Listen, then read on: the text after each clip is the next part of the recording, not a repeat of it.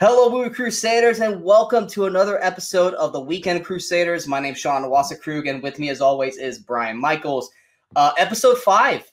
We've been doing this for a month now, Brian. It's amazing. Yeah, we're still here. Don't know if anybody's watching, but we're gonna keep talking. Yeah, I mean, we don't know if people are watching, but we've heard a few people who've mentioned stuff from previous episodes that they've really liked. They really loved our conversation about Paul Blart. And they loved our talk about 50 Shades of Black and how horrible it was, which is actually going to lead right into our first movie. We mentioned last week when we were giving you guys our teases that we were going to talk about a movie or a spoof movie that does it right, unlike 50 Shades of Black. So we're actually going to start right away with our revisited film, and that is the 1993 spoof movie, Loaded Weapon 1.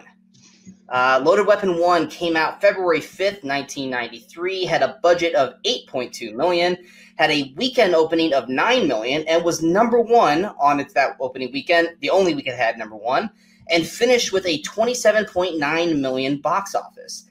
Now, Brian, with Loaded Weapon, I vaguely remembered it. When we brought it up, I was like, you were the one that was really yes, let's pick this one. Because I was just like, isn't that the one that spoofs Lethal Weapon? Like, I can't remember. Like, I remember the leads. I didn't really remember what's the movie. You're like, let's make this revisit. You were the one that was like really carrying a torch for this movie. Like, because I remembered it because I think it started because we had just done 50 Shades of Black. Yeah. And we're like, okay. And we had conversations around that about like, oh, remember when spoof movies were good? You know? And it's when this one popped up in the list, I'm like, this is a great one to do because, I really remember liking this a lot. I really enjoyed it. I think it was done very well. And so I'm like, yeah, let's talk about this one. Yeah, that's exactly right. We were talking about because you were like, Not Another Teen Movie was great. And I was talking about how I love Spaceballs. And it was like, where was that one time frame where spoofs didn't get overused and worked really well? We were like early 90s because you had the Naked Guns. And then you had, like I said, Spaceballs was 80s, but then you had Loaded Weapon, and Loaded Weapon was kind of like the quiet one that people noticed. Mm-hmm. I don't think people really gave the recognition of it, like the Naked Gun series or stuff like that. And I mean, like we said in last week's episode, when you do a spoof movie, you're supposed to do it out of respect because you love and appreciate that film, and you're making fun of it because you love it. Unlike 50 Shades of Black did last week, Loaded Weapon does exactly that. It appreciates Lethal Weapon and the many movies that it parodies in this film. But the one thing that it does, and I mentioned it to you before the show, that a parody film does right and Loaded Weapon does perfectly, is the whole point of a parody is to have as many jokes in there as possible, and you're just throwing as much as you can and hope that there's at least one person in the audience that's going to laugh at something you see, whether it's the main focal point or whether it's something in the background. And like I said, definitely in the first few scenes, first 15 minutes of the movie, there are jokes sprayed through every scene. Like, all you have to do is just, like, you can rewatch every scene 4 or 5 times, and you can find a new joke in it. And that's what I liked about spoof movies, especially like this one, is that everyone's looking for the main joke. Mm-hmm. But if you just look around, kind of like when you're watching for Easter eggs in the MCU now, if you just look around the main scene, there are so many jokes. And not only that's one of the things that like when you go back and talk about like the Naked Gun series, that's one of the things they did very well. And a lot of those Zucker Abrams, like the original Airplane, things like that, is like you had just jokes and things going on in the background. Actually, most of the time, like for instance, Leslie Nielsen in the Naked Gun movies was the straight man, essentially. I mean, he did funny things, but a lot of times it was the stuff going on behind him that was so funny. And that's what 50 Shades of Black did wrong. It was just Marlon Wayans doing, here's my joke, here's my joke, here's my joke. We hate 50 Shades. We hate 50 Shades, and we're going to make fun of it in a negative way. Not to the point that's going to make you want to go watch 50 Shades of Grey, but it just makes you go, I can't believe I ended up watching both of these. With this one, it made you appreciate everything it was making fun of, and some of the best jokes were the jokes that were happening behind. It was just, there was so much funny stuff throughout this. And the great thing about it is that there are so many cameos in this, so many big-time actors that literally have no business being in this movie, and they just show up for one joke. Bruce Willis has a fantastic joke, and anyone who's ever done the meme where he's holding the white flag and just throws it down, That's from this movie. Tim Curry in a Girl Scouts outfit. That's from this movie. There are so many times I was watching this movie and something would pop up and I go, I remember this, but I don't remember from this movie. It's because it's been memed like crazy. And Loaded Weapon 1 was the movie that everyone was copying it off of. I had a blast watching this. I wasn't like gut busted and laughing or anything, mind you, but I thoroughly enjoyed watching Lethal Weapon. Emilio Estevez is doing his best Mel Gibson from Lethal Weapon performance. Samuel Jackson, who very well is doing like comedy straight man, and you never see Samuel Jackson do this because. Well, the funny thing about this is basically his first lead role. Before this, he had popped up in Coming to America and some Spike Lee movies and Patriot Games and some things. But this was the first movie there he had like a lead role. I mean, this is actually it's the same year as Jurassic Park, but it's before Jurassic Park. But even Jurassic Park was like a small scene. Yeah, so I mean, he did a great job in this. I thought everybody did a great job. Emilio Estevez came across like he was sometimes trying a little bit too hard, but it kind of works in this kind of movie. Here's the thing with Emilio. I think Emilio was trying so hard to compete with also cameo in the movie, Charlie Sheen from Hot Shots, which also they make a joke about, which I thought was great. I think he was just like, well, Charlie can do it. I can do it better. So I thought he was just constantly trying to one-up it, which I actually love that kind of inside movies. But the great thing about it is like Samuel Jackson, you can tell that he's not seasoned at this point in acting because, well, he's good at it. You can tell he wasn't fully confident in his performance, which I loved because it just made me appreciate Samuel L. Jackson that we have today. But I mean, you got Tim Curry as the muscle in the movie, which I loved because he was just coming off of it after this. William Shatner is the main bad guy, which is great. Dennis Leary's got a real small part. Dennis Leary, I forgot was in it till I rewatched it. Yeah, there were so many people that I was like, oh, they're in this. Like that's like Whoopi Goldberg's got a small part. Like I said Charlie Sheen, Bruce Willis. There's all these other little small little parts. I'm blanking on someone else. There's someone else. And I mentioned him. I don't know the actor's name. You'll have to look it up. I literally pointed out going, oh, the boss that yells at everyone from Last Action Hero is in this movie. Yeah. But yeah, like this is what I liked about spoof movies was that there's so many jokes. Not all of them are going to hit, but the ones that Kathy Ireland. That was the other one. Kathy Ireland's in this, which I love. And there's just so much there to enjoy and appreciate. This is the way spoof movies should be done. And where it started to fall apart in current age was that, yes, like Meet the Spartans and all them, they spoofed a ton of movies, but they took like individual scenes. Like here's a scene about 300. Here's a scene about Spider-Man. Here's a scene about this. When it's like you don't have to do that, and that you also just had horrible actors do those performances. Where you can do that to some extent. You just can't make your whole movie that. It's like I think what's smart about this movie is that, like you said, it has its main movie of Lethal Weapon, but it also spoofs and all kinds of other things. But then they'd go into like a scene like about there's a Basic Instinct spoof scene. Yes. And they do it, and it's one scene of it, the classic scene with her in the interrogation, and it completely fits and makes sense. Whereas like with 50 Shades of Black, they will like we talked about, 50 Shades of Black has like it should have been a scene in a better spoof movie. That's kind of like Basic Instinct wasn't here. That's what 50 Shades of Black joke should have been, because it did not have a movie's worth of jokes coming with it. Yeah, I mean, just coming off the top of it, let's see, there was a Wayne's World spoof. There was Basic Instinct spoof. There was. I mean, by the way, if you aren't well versed on 90s movies, you might miss some of the stuff, because me is perfectly in my, I was, well into movie watching by this point, but it's heavily early 90s. So I mean, you have it spoofs all three Lethal Weapons, because Lethal Weapon 4 wasn't bad. John Lovitz also in this had a small little funny part in it, but there's so many, and then there are parts where you were expected to hit this one spoof, and it's like, oh no, this is actually really part of the movie. This isn't a spoof, like the toilet scene from Lethal Weapon 2. You're like, oh, they're gonna go this route with it, and they're like, no, I'm just taking a shit. It's like, good on you guys. That was a good moment. That was great. And then like there's just so much to like about this. Like I'm not saying this is like the best spoof. And like you said, it's not perfect. Actually, I mean, for the first, I'd say 10-15 minutes, I was worried. I was, kind of rolling my eyes a lot. Now, part of that might have been because I watched it soon after watching 50 Shades of Black, and it might have been spoofed out at that point. Yeah, it was literally within like 2 days. But really, for the first 10-15 minutes, I'm just like, oh, I'm not finding this nearly as funny as I did before. But once the movie got going, I got more into it, and I really enjoyed it. And it's not a perfect movie, but it's great, and it's how a spoof movie should be done. Exactly. I waited a few days, so I had gotten 50 Shades of Black out of my system when I started watching. It's like, how a spoof, like we pointed out this one particular scene. It's right in the beginning of the movie, where they literally do a full-on commercial for Head and Shoulders. It's just like, and it's so simple. It's so simple. It's so random. They don't hit you over the head with it. They just walk in, say the joke, and walk out. And then they came back around like 30 seconds later to continue the joke. It's not stopping the movie. It's just like, yeah, that means it's working, and then just keep going. It works. It works. So if you want to see a good spoof movie outside of 50 Shades of Black and a lot of the crummy movies that came out after Scary Movie that effectively killed the genre of spoof movies, Loaded Weapon 1, which I love that they call it Loaded Weapon 1, like there was going to be sequels, and there never was going to be. So that's the beauty of it also. Is that the title has a joke in it, yeah. Yeah, exactly. Like they made the title a joke as well, which I love.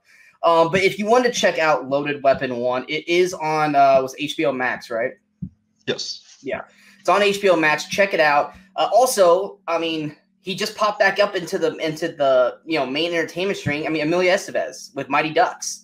Now coming back as was that a movie or a show? I think it's a show. It's a show. Yeah, it's a show. So he's back in the forefront for entertainment. So, I mean, check Loaded Weapon out. Loaded Weapon 1. Check Loaded Weapon 1 out because Emilio Estevez is now back in the limelight. And then see Samuel Jackson really kind of act in a way where he's not fully confident anymore. And he does great. He does great. It's good. But check that one out. That was our Revisited. We're going now to Brian's pick. And this was a movie. That's all I could say. This was a movie. Okay, so you want to set it up before I say what it is?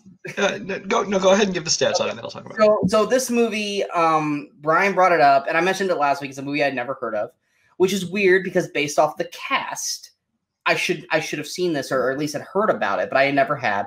And that is also came out the same weekend as Loaded Weapon. 1993's The Vanishing. It also came out February 5th, 1993, had a budget of $23 million, had a weekend opening of $5 million. It was number 4 behind Loaded Weapon 1, Summersby, and Aladdin in its 13th week, and it had a finished box office of $14.5 million. Like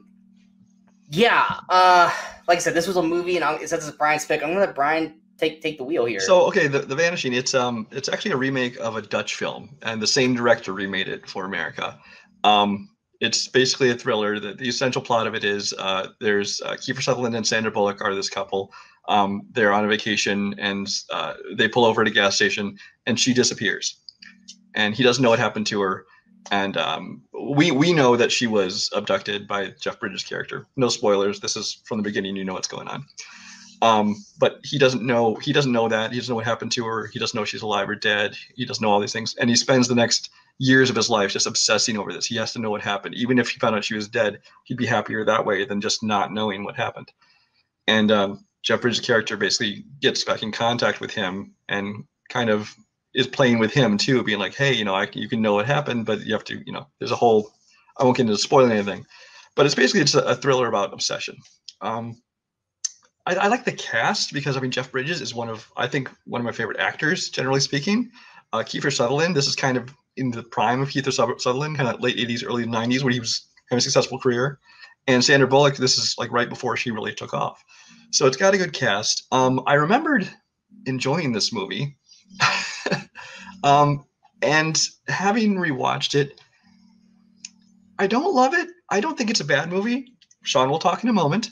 But there's definitely things I can criticize about it. But it's kind of very early 90s thriller feel to it. It's the kind of thing that probably wouldn't even get put in the theaters this year. It'd probably be nowadays it'd be like a Netflix or Amazon movie. Yeah, direct to VOD kind of thing. Yeah, but we'll go ahead and let's hear your thoughts on it. All right, so this is the beauty of our show. This is what Brian and I really like about doing this, is because we pick these movies based off of our old recollection of how we feel. And that's going to be a running theme of this episode, everyone, if you haven't already figured it out. We pick these films without recently rewatching them because we're just going off of, I remember this movie, I remember liking it, and then we watch it and we're going, oh, this is not as good as I thought. This week could be that's going to be the main kind of plot point of this week's episode. So we get little gems like this. We're halfway through, and Brian's like, "Can I pick something else?" And I'm like, "No." Well, okay. Well, here's what happened. You wanted to, like, can we switch? Can I switch? And I go, No. "No." We're gonna get background here. Okay, so, well, Sean, early on, a little keep behind the curtain. When you first kind of started planning the show, Sean was mostly coming up with the lists. I maybe found a couple extra ones, but mainly he came up with a list of the movies.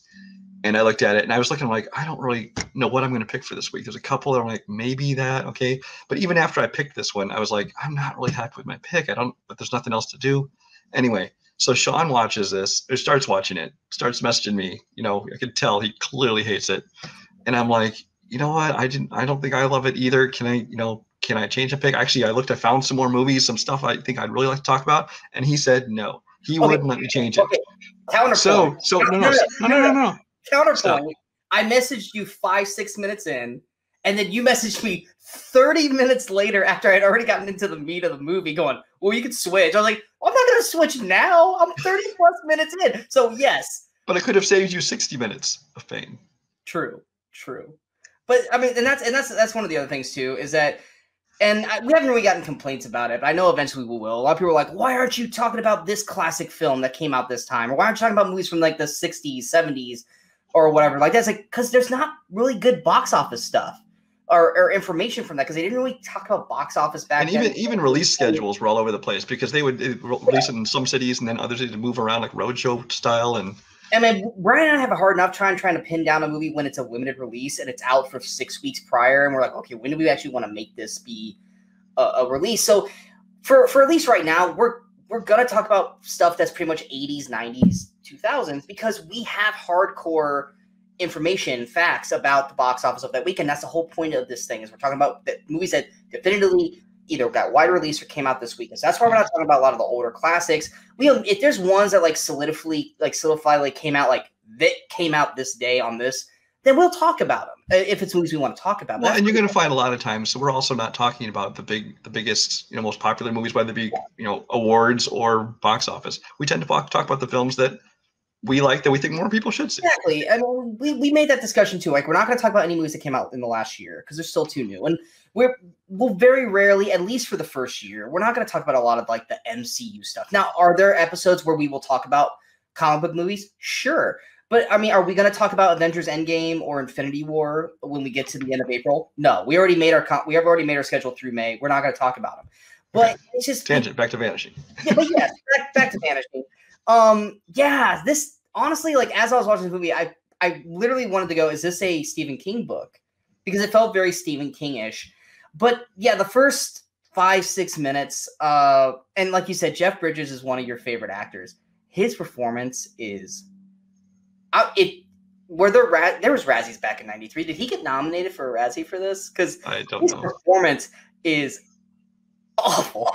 It's so awful, and especially in the first, like, he toned it down, I guess, a little bit after that. But that first 5 to 6 minutes of the movie, where he's trying to practice, it is a little jarring because he's using a weird accent, and he's doing like a funny walk. It's almost like he's trying to play it like he's mentally challenged, but he's not. Exactly. He's got a weird walk. He like keeps his hands kind of here, and then, like I was mentioning to Brian, like later in the movie it makes sense, but like before a certain part happens in the film, he's like kind of trying to talk like out of his lip, like he's kind of getting fish hooked, and it's just like, I don't understand why this is a choice here. Now, when I first saw it, I thought he was kind of going for, I don't know if it's because of it's a Dutch film and the director's Dutch. He almost seemed like he was trying to do that accent, but then it was like, it's not even just Dutch, it's like just weird. It's just kind of like like kind it's of borderline like, Sling Blade. Without that, without the growl, yeah. Yeah, so that's what it's just. So it's just really off-putting. It's like Jeff Bridges is a fantastic actor, but he could have played this so much better than what he did. And then, I'm sorry, Kiefer Sutherland. Yes, did I watch Kiefer Sutherland way before 24? Sure, but he's Jack fucking Bauer, and watching Kiefer Sutherland in a yellow sweater playing hacky sack. He's like, I really went. Welcome to 1993. I was like, I can't take Kiefer Sutherland seriously in a yellow sweater playing hacky sack outside of a gas station. It's utterly ridiculous. And then Nancy Travis, you didn't bring her up. She plays the love interest in the future for Kiefer, because it jumps ahead 3 years after Sandra Bullock gets taken. Yeah, and he's able to have a relationship with this person. It's not like he's like still wants to be with Sandra Bullock. He's actually in love with the Nancy Travis character, but he's still obsessed with what happened. And I'm sorry, Nancy Travis's character is effing crazy. Oh my god! There's one scene in this movie. I literally I stopped it and messaged Brian going, "This character is insane. If I was Kiefer, I would run because she probably murdered your girlfriend." Yeah, he's probably a part of it. Yeah, because he is insane. And just I couldn't like her character, and honestly for 1993, it's an empowering woman role back then, but it is not in a good light.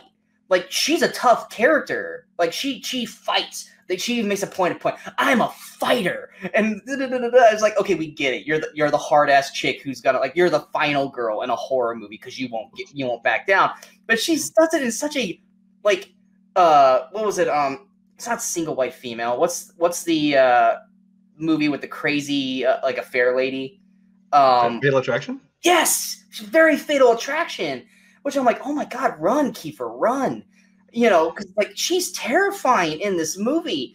But like, and the other part that just drives me insane is that, and I can't remember if I mentioned it on this show or not, but I've mentioned it to Brian. I've mentioned it in past reviews. I can't stand when smart characters act stupid for sake of plot. There are a lot of stupid. When a character is smart throughout the movie, but then makes an incredibly stupid decision because the plot needs them to do it so that way they can get to this point, that's bad writing.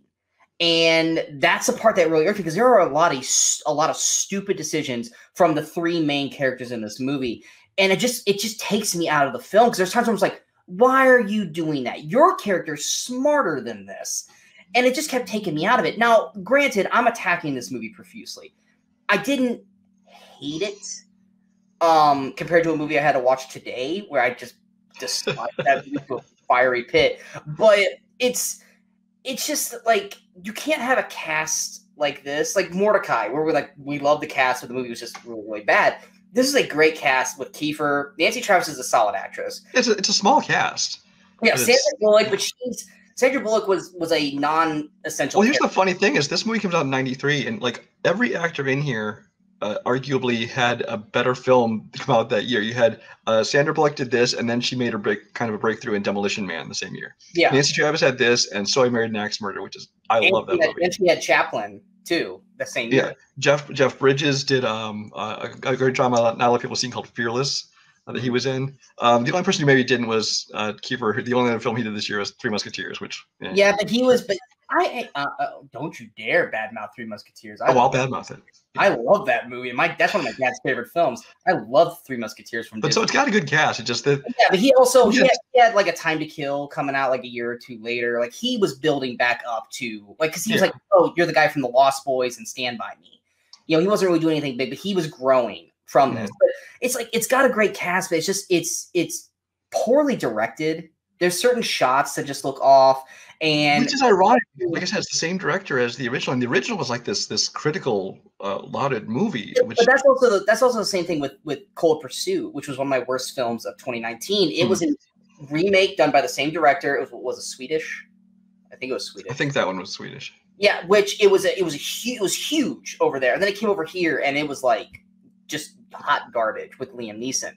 But I mean, it's one of those things. That's the title of his next movie, by the way, Hot Garbage. Yes, Hot Garbage. It's where a garbage man gets revenge because his wife left. Garbage truck into a snowplow. Exactly. I have many skills. Like, someone's stealing this idea right now. Exactly, and they're gonna make like $50 million off of it. But The Vanishing, it's not good. It's not the worst thing ever. But when you have, like I said, these characters, you can't blame Sandra Bullock. She does what she can with the little screen time she has in this movie, but she was a nothing actress at the time. But Kiefer is better than this film. Jeff Bridges, way better than this film. And Nancy Travis, I'd say she's on par with this movie. But just the way the characters are written, the way the direction is, it didn't work for me. So, like I said, it's one of those where, like I said, Brian remembered liking it. Yeah. But then watching it was going, oh, damn. Yeah, it was my pick. And see, I didn't dislike it. I wouldn't even say I went, oh, damn. But there are definitely parts I'm like, this isn't as good as I remember. I still enjoyed it. I would still say if it's on TV or something, you guys stumble across it, watch it. I think it's worth watching. People make a lot of stupid mistakes, do stupid things like that. Yeah, but it's just kind of a throwaway '90s thriller, and Yeah, it's at least worth watching. I made the mistake I think it was 2 weeks ago when I picked Butterfly Effect. Mm-hmm. I remember liking Butterfly Effect, and then I watched it, I was like, oh damn, this is not good. Yeah, sometimes we're going to pick movies and we love them. Sometimes we're going to pick movies because we hate them. Sometimes we're going to pick movies because I want to check this out again, and we find out we felt differently. Exactly. So Vanishing, it's not on any streaming services. It's not even on digital. You have to stumble across it on TV or find a DVD. Yeah, it'll be one of those weird ones you find at your library, like your local used store for $1. Yeah, exactly. So we really can't say check it out because it's a diamond in the rough trying to find it. It's one of those weird ones you'll find on like Cinemax or like Showtime in the middle of the day. Like, right. Oh, Kiefer Sutherland. He's wearing a yellow sweater and playing hacky sack. Awesome. I can't get over that. And he sucks at it too. That's the one thing too. Is he's a shitty hacky sack player. He's horrible. You're so obsessed with the hacky sack scene. Because they show it twice. Not only do that, but they go back and do a rehash of the scene, and there's someone in the distance playing it again, and he sucks at it even worse there. It's horrible. But anyway, we're gonna move on to my pick, and I think this is probably gonna set the record for the lowest finished box office of any movies we'll probably pick in this. I'm fond of this movie. It's like I say, it's not the greatest one out there, but it's one of those movies where I remember going into it going, it'll be okay. But I like the cast that's a part of this, and that is the 2009 sci-fi comedy. I'll call it sci-fi. Fanboys. Fanboys came out February 6th, 2009. Had a budget of $8 million. Had a weekend opening of $171,000. It was 37th on its opening weekend and had a finished box office. Yeah, I know. Had a finished box office of $961,000. Had 688,000 domestic and 272,000 international. And now Brian to clean that up. No, just as an asterisk to that box office, it never opened in more than 44 theaters. Now, granted, we usually talk about a film's wide release here, but that's as wide as this got. So. Yeah, and that's the main reason for it. I remember having to travel to go see it when it came out in theaters. Yeah, this is the I think the epitome of a cult favorite, or a cult. I wouldn't say classic, but it's a cult favorite. It's one of those movies that I remember the first time I saw it or even noticed it. It was a trailer on a movie that I was like I like had a DVD of a movie, and then this was a trailer in front of the movie I was going to watch. I'm like, oh, that sounds really cool, like cool movie. It's got it's Star Wars. It's all about these. What's the main plot for people who don't know Fanboys? This is about these 4 friends who have been friends their entire life, and a girl. You got Kristen Bell, you got Sam Huntington, you got Chris Marquette, you got Dan Fogler, which is probably the biggest name now because of the Fantastic Beasts franchise, and then Jay Baruchel. And they're diehard Star Wars fans, and it's 6 months before Episode 1 comes out into theaters. And they find out that Chris Marquette's character, Linus, has cancer, and that he's probably not going to make it to the release of Star Wars. So they decide to go on a trip to break in to Skywalker Ranch, where George Lucas lives, and steal or at least just watch the uncut footage of Episode 1, so that way Linus can see it before he dies. They run. It's a whole big comedy about them, kind of a road trip movie. With them running into Trekkies. It's got Star Wars cameos in the movie. So if you love Star Wars, obviously you're gonna have cameos from character or actors and actresses from the Star Wars movies. You got Star Trek cameos in it as well. And for me, like, this is one of those comedies that, frankly, I mean, if you watch road trip movies like Road Trip or Euro Trip or anything like that, you kind of know the ups and downs of where this is going to go. But the core story that's hidden behind here is this friendship between these 4 guys and where their ultimate goal is. Like, yes, they want to break into Skywalker Ranch and they want to be able to watch the movie because, it's Star Wars. But the main story is that they're trying to do this for a friend that's not going to be alive in 6 months. And when you get to the actual core story of what they're trying to tell, it's actually really, really sweet in a way. Now, They have raunchy humor and comedy all the way throughout, but then there's those quiet moments where you kind of have to sit in and realize, what this journey means for these 4 people and where the end point is going to be by the time we get to the end of the movie. And I love that. I think all 5, including Belle, do a solid job. Like, they're all not the greatest actors, but I like all these actors collectively in other performances that I've seen them in. But I just enjoy this movie. I said it's not the funniest movie. It's not one of the best ones, clearly, from the box office. If it was one of the best ones, it would have been released a hell of a lot wider than it did. But everyone, I think most collectively in our community, everyone knows of Fanboys. And probably everyone has seen Fanboys as a fan of Star Wars. And it's just one of those movies that's like, it's kind of a joke on our community, but it also is kind of handled with respect in a way, which I really like. Brian, you're not as big of a fan of this movie as I am, but you still enjoy it.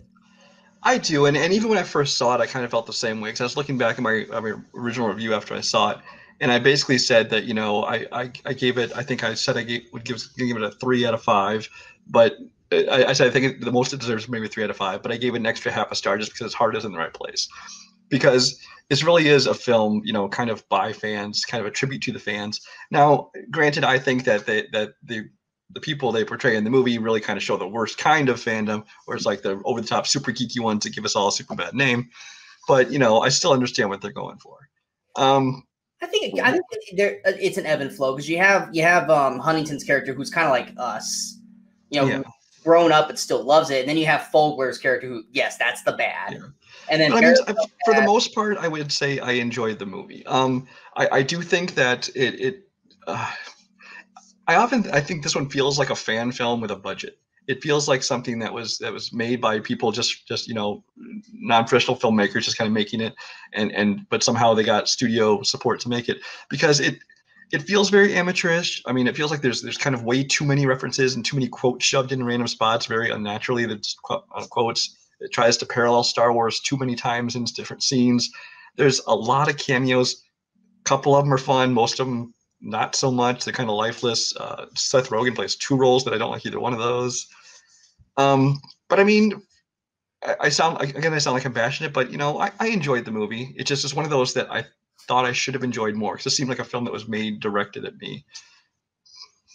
Yeah, I mean, it's a harmless film, but I also feel like it respects the fans. It shows the good and the bad of the fandom, and of course the feud between Trekkies and Star Wars fans, which I thought was funny. But ultimately probably one of the best end lines of a movie. because of guys, what if it sucks? Yeah, like, what if it really sucks? You gotta wonder if that took on whole new meaning because it was after the fact. But exactly, because I mean, this movie was definitely made after episode 1. You know what's actually just real quick about kind of the backstory of this movie. I kind of talked about Jane Got a Gun last week and had a fun backstory, or at least interesting backstory. Is this one was supposed to have come out 2 years earlier? This movie was supposed to come out in 2007. They even screened it at a Star Wars celebration in 2007 for, you know, there were thousands of people there to see it. But then, like, it was the Weinstein Company at the time. This is before all that stuff, obviously. But the Weinstein Company had it, but they didn't have faith in it. They didn't like it. They actually considered cutting out the whole entire cancer storyline. They're like, you know, this is too depressing. We don't want to have this. Let's just take it out some Star Wars fans that want to go see this movie. And so they actually forced them to make a cut with that whole cancer subplot taken out. They recut the movie. They screened that one. They still didn't like it. So it's like it got held back, and then it finally got released in 2009, but luckily restored to the original version. Of course, it clearly was just dumped out in, like I said, like 40-something theaters. Yeah. But we finally got to see it. So if they had taken out the cancer storyline, it would have taken out all the heart that the story had. Because at that point, it is the bad version of fans. Whereas, like, taking out that part takes out the heart. Yeah, because that gives some heart to the story. Because I mean, because Ernest Cline, the guy who wrote and made this movie, he's also the guy who wrote the book of Ready Player One. Which, if you've ever read the book of that, it kind of has the same feel where it's got a lot, you know, it's tons of references and a lot of, you know, quotes and stuff kind of shoved in. But of course, Spielberg, you know, did the Spielberg thing and brought in other writers to kind of clean it up and make it more fluid and natural. But again, Ernest Cline is a guy who's also very much just like, you know, a supporter of fandom and being in love with these movies and things like that. And you can tell it because it's got that heart. Yeah, and in hindsight, I mean, like I said, the 2 biggest stars, I think, when it came out, or even in 2007, probably would have been Kristen Bell, because he had Veronica Mars figuring Sarah Marshall, and then Jay Marshall because of She's Out of My League. Dan Fogler, I think the only thing I remember Dan Fogler from at that time was probably like, what, Balls of Fury? Yeah, I don't know exactly when he broke out, but I think this is kind of right when he was starting Yeah. to. You know. Chris Marquette. I mean, all I really remember is he had Freddy vs. Jason, and he had Girl Next Girl Door. Next Door. Yeah, Yeah. Girl Next Door, and then Sam. Alpha Dog. He's getting that too. Yeah, yes, yeah, Alpha Dog. Sam Huntington. I mean, I knew him from freaking Jungle to Jungle with Tim Allen, and then of course the TV series Being Human. But I think Being Human was after this. So I mean, they didn't have a huge star power, and Seth Rogen still wasn't Seth Rogen at that point either. But he's a small character. He's got basically 2 scenes in the movie.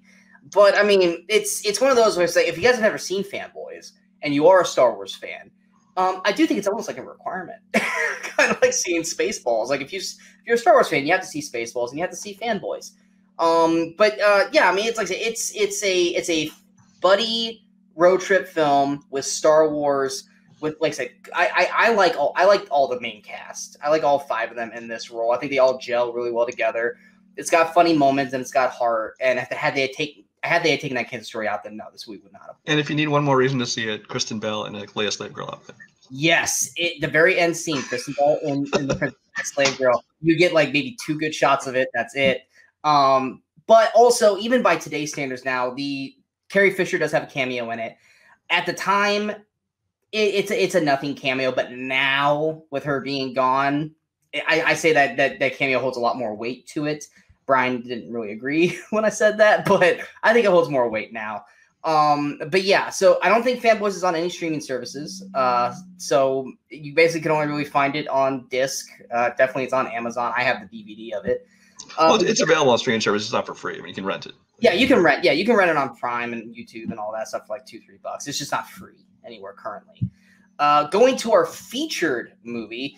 This is also one of those movies that when Brian and I were going through the list, we both went, this one. And we're like, yes, we agreed. And I think both of us were in agreement with this, is that we both really, really liked this when it came out. We both thought it deserved a sequel. It was one of those little diamond in the rough superhero films that really did not get a lot of respect. And that is also 2009. Same weekend as Fanboys when it came out, but definitely in a bigger release. Was 2009's Push. Push came out February 6, 2009, had a budget of $38 million and had a weekend opening of $10 million. It was 6th behind He's Just Not That Into You in its first week, Taken in its second week, Coraline also in its first week, Pink Panther 2 in its first week, and Paul Blart Mall Cop in its 4th week. It's still sticking around, guys. Had a finished box office of $48.85 million, had 31.8 domestic and 17 million international. This was one of those movies where I think it was kind of like when Chris Evans was kind of going downward in terms of his performances. Like, because he had Fantastic Four flopped in a sense, and he really was just kind of doing like, what was it, like What's Your Number? Or, stuff like he wasn't really doing a lot of big films anymore. He was kind of in a downward swing, but they gave him the superhero film, and you have Dakota Fanning, you got I can't say the guy's name, Hansu. I would say his first name. Jaimin Hansu. You got was it Camila Bell? Camille Bell. Yeah, Camila Bell. And Corey Stoll's got a small part in it also. But and honestly, Brian kind of described it best in his review of it. It's a superhero version of Jumper for the most part. I felt like it. Well, and Jumper kind of is a superhero. I mean, he wasn't a hero, but they kind of, I thought, feel like they're in the same universe. Like I could totally see if Jumper was in the same universe as this movie, because it's like taking these people that have these superpowers, but it's a very real world setting. It's not. There aren't organizations of heroes and villains and things like that. It's just, I mean, yes, there are people with powers that are in like a crime syndicate and things like that, but it's not superheroes versus supervillains. It's just people that have powers. And I kind of like that down to earth, grounded quality of the movie. But again, like you said, I rewatched this and I thought I remembered liking it more. I remember when it first came out and I saw it in theaters and it ended and I was like, I liked it. I know a lot of people probably aren't going to like it. This movie really deserves a sequel because it ends very open-ended. Like it will lead to a sequel, and it never got one because clearly that was one of the problems with this and Jumper. They both just assumed people would want to see more, and so they left these open endings for obviously the ones that have this continued story. But didn't do well enough. So you're like, now all you have is you're left with an incomplete story. Yeah, clearly 2 years later, Evans became Captain America, and that was all they wrote. Oh, he went on his. I mean, this isn't a comic book movie, but it feels like it's kind of based on a comic book, a graphic novel. But because he had done Fantastic before this, he did this. But his next movies after that were The Losers, Scott Pilgrim, and Captain America. So clearly, he liked the comic book thing. So. Well, I mean, he found his niche. He wanted to do action, but he wanted to do fun action, films. But I mean, like Brian said, I like the whole down to earth thing. Like there are super people out there. There's telekinesis people, and then there's was it? They call them pushers. It seems like a lot. Like it almost seemed like everybody in this world had some kind of power. Yeah, it was almost like everyone had the gene. So it was to the point where it was like everyone around them just didn't care anymore because it's like everyone's got it. Like I think it was like 4 or 5 classifications of a superpower, but we only really see 2 of them in the movie. But it's just like no one really like they're chasing through the streets, shooting up and doing crazy stuff, and no one's really kind of giving a crap about it, But there's like a whole mystery throughout the film, which back in 2009, I thought like, oh, this is really clever. This is a good story. Blah blah blah. Watching it today, knowing what it was and how we're not going to get a sequel or an endpoint to this, it just felt like it was an unnecessary mystery to it, and they just kept flip-flopping back and forth between what you thought the story was and what the story is, and you still don't really quite know where it's going to end up or what story's true and not true by the end of the movie, because that's what the sequel probably would have done. Chris Evans is solid in the role. Hansu is solid in his role. Dakota Fanning, I thought, actually was probably the best part of the movie, personally. But it's just one of those movies, like, watching it now, it was like I was more annoyed and bored watching it. Maybe it's just because, back in 2009, we didn't have, I mean, the best superhero movies we had back then were basically Spider-Man and X-Men. We didn't have really, because like this was a year after Iron Man, but it's before the MCU was a thing. There had been just Iron Man and Incredible Hulk in 2008. And then so this is kind of before things kicked into the whole MCU universe. Exactly. And it really kind of, we're like, oh, cool, it's a good, good superpowers movie. It's something that's not, Marvel or DC. It's something original. And so I think we liked it for that aspect of it. Yeah. And I still respect. I mean, it's still a decent movie. It's not a bad movie by any means. It's just we didn't like it as much as we thought.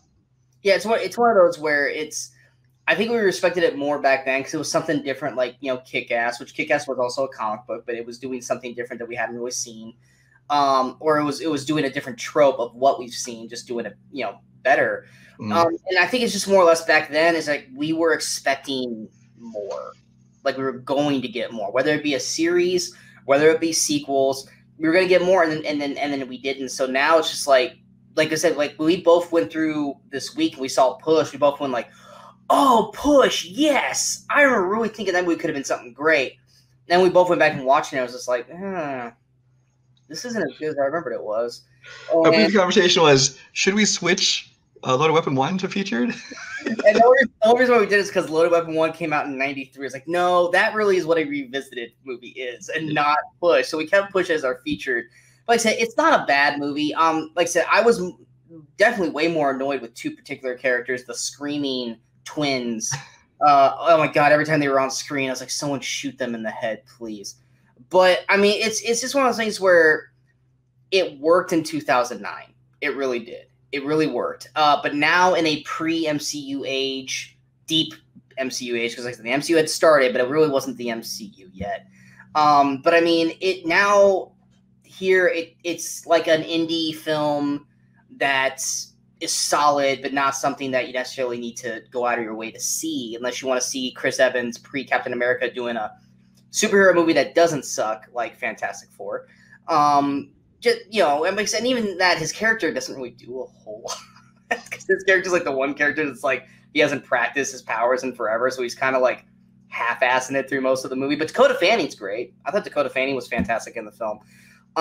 Push is on Hulu. It's on Prime. Is it on anywhere else?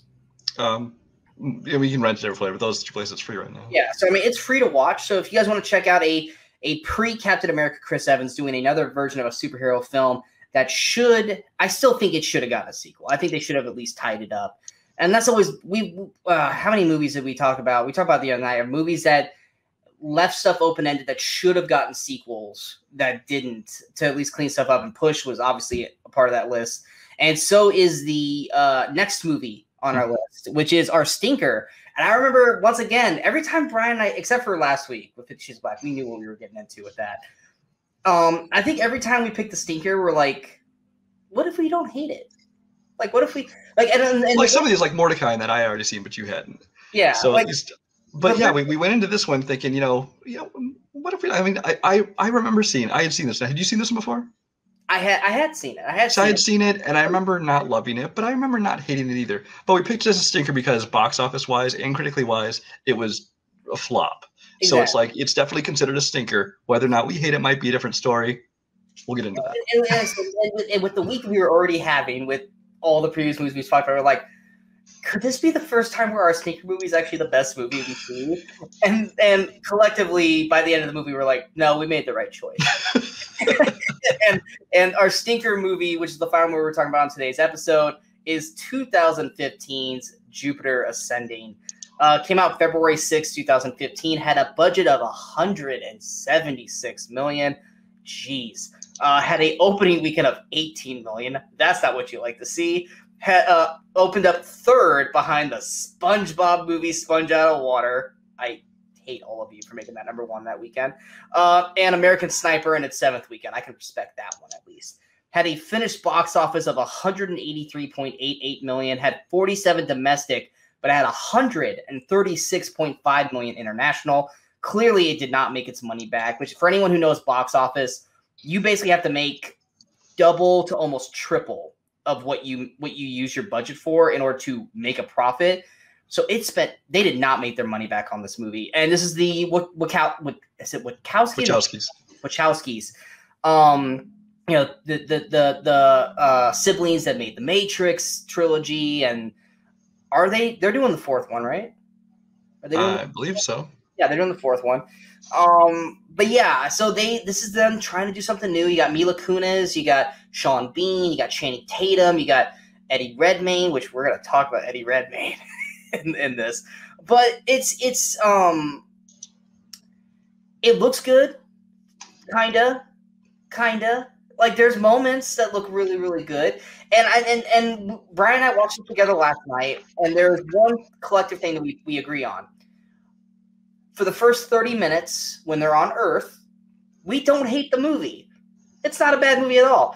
It's once they go to space where the movie just falls apart. It's a mess. It's a huge collective mess. The movie is, and I said it. I was like, this whole part of the rest of this film is like being stuck in the room with the architect in Matrix Reloaded the entire time. And I agree with them completely. I really felt like this movie, like the first half hour of it, or 45 minutes or so, was like the Matrix 1, where it's like, and actually it's got a lot of parallels. It's like, you got this person kind of stuck in this, meaningless job. And then all of a sudden, somebody from some other world essentially comes into their life and just kind of opens their eyes to a whole different world. And so for that first part, like this kind of Matrix-y, and I liked it. But then the second or the last 2/3 of the movie are just very much Matrix Reloaded. It's just like, oh my god!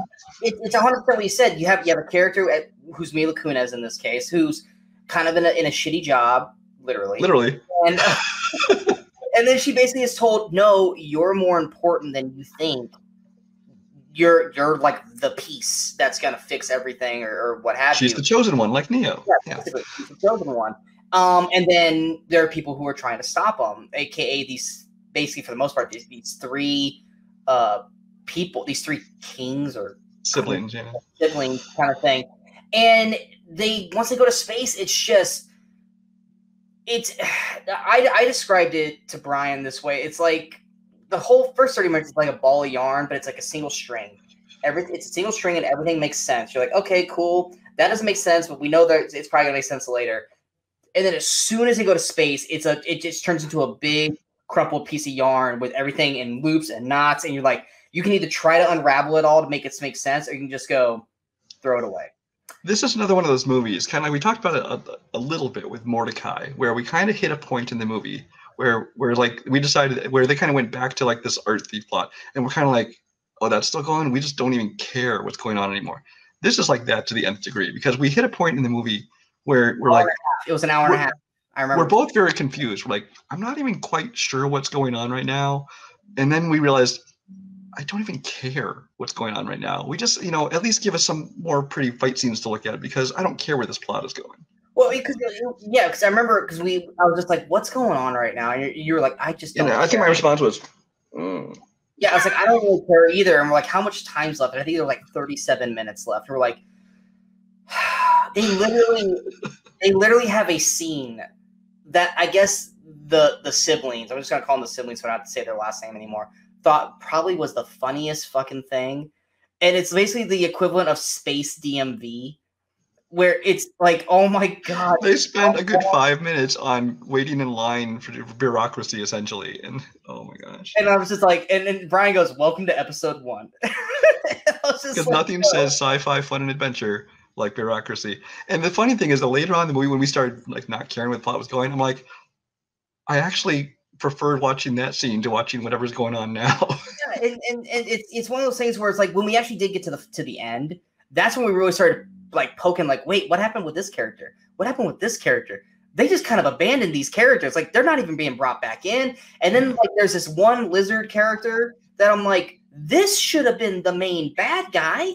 Like, first off, great. Yeah, there's a few cool action scenes towards the end. It's like the first 45 minutes maybe, and like the last 15 minutes had some good stuff to it. And we're not. And this is nothing against Channing Tatum. This is nothing against Mila Kunis. I didn't mind him or Mila Kunis at all. I thought they were the best parts of this movie. Yeah, they were all really solid. It's not their fault that the plot is just a dumpster fire, just wrapped up in a dumpster of crap. It's just, but like it's like the lizard character. I was like, why isn't this guy like? He's scary. He's big. He can dominate. He's got freaking wings, and he has a great fight scene with Channing Tatum at the end, where it's like this. Like, I remember what was going on. I go, Brian, I like this. Like, I like it too. And it's like, why isn't this the movie? And like, but no. No, instead our main villain is a Voldemort wannabe. That's where I was leading into it. The villain is literally a mix between, to me, two characters. You got Gary Oldman's Fifth Element, and you got Voldemort, played by Eddie Redmayne. Literally the first sentence out of his mouth, we both go, is he doing Voldemort? Because the whole time he's doing this weird whisper voice, and it's so obnoxious. Except on occasionally when he just yells for no reason. Yeah, that's the thing. Eddie Redmayne. Okay, I know Brian's not a big fan of Redmayne. No. I'm on him. Like, there are moments. I like him as Newt, but I mean, you're kind of forced to liking him as Newt because he's the fucking main character. But I'm not real crazy about Eddie Redmayne either. But I remember him from this movie going, oh my God, I remember he sucked in this. And rewatching it just solidified that point. He is atrocious in this movie. His character is all over the place. He's at a 1, then goes to an 11, then back to a 1. There's times where he looks like he's on the brink of tears, but it's not an emotional moment. And we're both like, why is he trying to cry? What? Yeah, it's like he's not ready to cry at one point. We don't get it. And then there's one point where it's like, he should be at an 11 at this scene, but he's at a 2. And then he's at an 11 when he should be at a 2.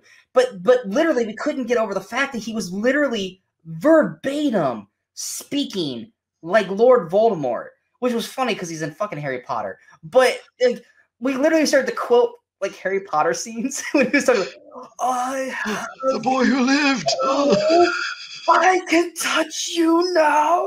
It's like, Redmayne, it started to just become funny because whenever he started to talk, it's just like, okay, Voldemort, played by Eddie Redmayne. It's like, were you just watching, is it Ralph Fiennes? Is it Ralph Fiennes? Yeah. Like, were you just watching that going, that's my character? It's just like, his performance is so effing bad. And his character's not even like I say, like Gary Oldman's character, but he's not scary. He's not, like I say, the freaking lizard dude. It's just like in Fifth Element. It's not Gary Oldman's character that's terrifying. It's like the whatever you call those creatures that he uses to kind of attack the opera house. Yeah. But it's like why? Because he's a king. And then they have an unnecessary like shirt off scene so they can show that he has a 6-pack. It's like Eddie Redmayne. Like clearly those abs don't look real. It's like they look sprayed on. Like I'm sure he's more ripped than Channing Tatum. I mean, come on. Exactly. But Channing Tatum is like he's like thick strong. Like we were watching, it was like he's not ripped in this movie. Like he's in not shape. Magic Mike in this one, no. Yeah, he's in shape, but he's not like 6-pack abs. And then you have Redmayne, who's just like laying on a couch like this with a rip. I'm like, F you, Redmayne. You probably don't lift weights. Shut up. it's ridiculous. And then the one thing that just kept throwing Brian and I for a loop was these weird shots. I want to make sure we talk about this because I don't know how many times Brian and I both just went, what the hell is going on? It's hard to explain, but you know how when you watch something you can clearly tell it's made in front of blue screen, and especially like if they do like a on a like usually like you're driving in a car. Yeah, but a lot of times you see it like on when they're doing a skit on like Jimmy Fallon or at the Oscars or something. Obviously, it's very clearly like the actors stand in front of blue screen because they wanted to just do something quick. But in this movie, there'd be like a scene going on. It looked completely normal. Also, they go to like one shot where it looks like they're standing in front of blue screen. I'm both like, whoa. And I'm sure my theory is that there were some kind of reshoots. Yeah. That they had to match the set that was not there anymore, so they used an image from the set and put them in front of it. But it was just so obvious that it would just pull us both out of the movie, and both of us at the same time would just be like, "What is that?" It just like felt unnatural. It looked unnatural to us. And two things that was weird about it. One, it was both in the final like act of the film, and two, it was always with Mila Kunis. Yeah. And it was like, did Mila Kunis have to come back for reshoots? She just couldn't, like, they had to reshoot her stuff? Because it was always when it was like a shot from here up of Mila.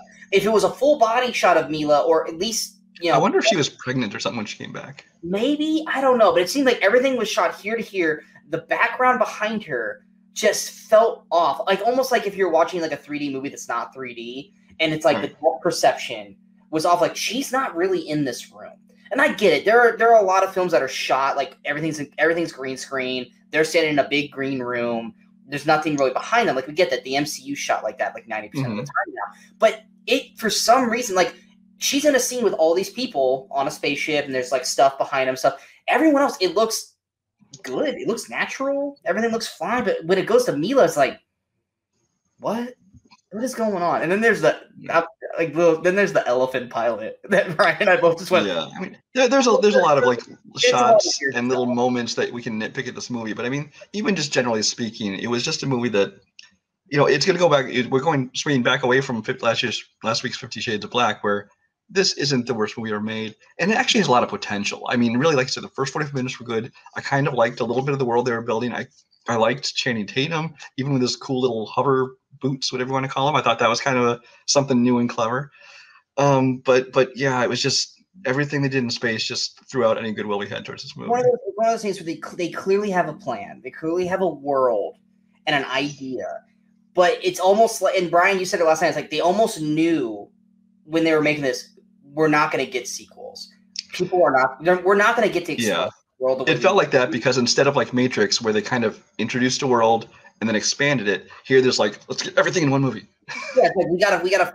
But basically, the whole like from 30 minutes to an hour and a half, we gotta fill this entire mythology of this world in right here, right now, to the point where most of the main plot stops dead in its tracks, and it's basically let's explain to Mila Kunis everything, and then she just magically remembers it all too. And even then, they were explaining this through exposition, and we're still like, I don't know what's going on. There's so many names and things that don't make sense. It's like you knew the basics. Is like she was this person who is supposed to inherit basically the Earth and these worlds, and these people wanted to stop her. That's the extent of what I understood. Yeah, and I mean, it comes down to the point: keep it simple, stupid.